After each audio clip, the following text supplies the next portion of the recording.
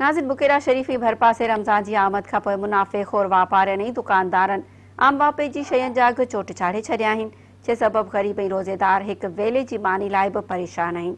उन हवाले सां ॾिसूं था झंडू सोलंकी जी ही रिपोर्ट। रमज़ान शरीफ जो भलारो मेनू ईंदे ई बुकेरा शरीफ में मुनाफ़े खोर वापारियुनि दुकानदारनि शयुनि भाॼियुनि फ्रूटनि जा ॻाटे टोड़ अघ मुक़ररु करे छॾिया। ग़रीब मिस्किन रोज़ेदार हिक वेले मानी खाइण लाइ परेशानियुनि खे मुंहुं ॾियण लॻा।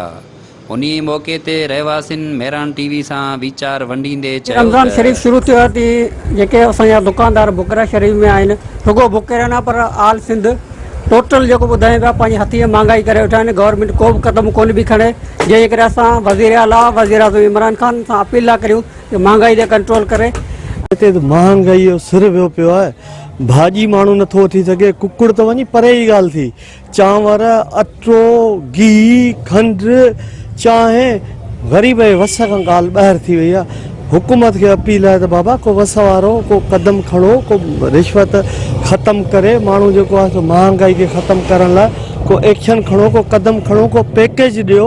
माण्हू ॾाढा वीचारा मिसकिन तंग आहिनि। मिसकिन महांगाई त हिते उरूज लॻी पई आहे, हर शइ महांगी आहे, तेल बेसण मैदो अटो खंडु पती, ग़रीब माण्हू केॾां वञे।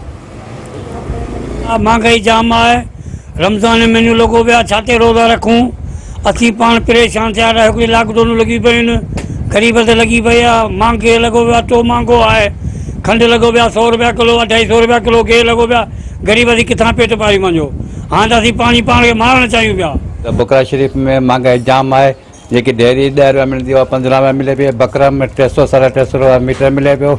असीं केॾां वञूं? गिहु खंडु सभु शइ हर शइ माना महांगी लॻी पई आहे। अटो बि 70 रुपया किलो हले पियो, खंडु जेकी आहे 100 रुपया किलो हले पई। असांखे रिलीफ ॾिनी वञे।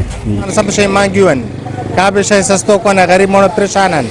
मज़दूरी खे मज़दूरी कोन मिले, अटो 60 रुपया किलो, 55 रुपया किलो, ऐं पकवान 250 रुपया किलो, 260 रुपया किलो आहे। ग़रीब माण्हू सभु दर बदर लॻा पिया आहिनि। हिन करे तव्हांखे अर्ज़ु था करियूं, असांजा जेका अॻुवान आहिनि, जेका असांजा वॾा आहिनि, ख़बरचार वठनि तव्हां की महांगाई आहे कोन, ग़रीब छो परेशान आहिनि। महांगाई थी आहे, केॾां थो वञो। असीं ग़रीब माण्हू पहिरीं जेको 30 रुपया वॻो लॻो पियो, हींअर 40 रुपया थी वियो आहे, धुलायूं चढ़ी वियूं आहिनि, हर शइ महांगाई थी आहे। पहिरीं खंडु 75 रुपया किलो मिले, हींअर 100 रुपया किलो मिले, केॾां वञो। भाॼियूं जेके 50-60 रुपया मिलियूं, हींअर 150 रुपया 200 रुपया किलो थी वियो, केॾां थो वञो ग़रीब। अटा महंगा, घी महंगा, सभु महंगा, रोज़ा कीअं रखूं? कुझु बि खीर बि महंगा लॻा पिया आहिनि, सभु महंगा लॻा पिया आहिनि। असां कीअं मज़दूरी आहे, असांजी 300 मज़दूरी आहे, 300 मां कीअं पूरी करियूं? असांखे सस्ताई खपे। हुकूमत तोड़े ज़िले इंतज़ामिया खे घुर्जे त भलारे महीने में मुनाफ़े खोर वापारियुनि दुकानदारनि ख़िलाफ़ कार्रवाई करे ग़रीब मिस्किन मज़दूर माण्हुनि खे रिलीफ ॾियारियो वञे। कैमरामैन नादर सोलंकी सां गॾु झंडो सोलंकी, मेरान टीवी, बुकेरा।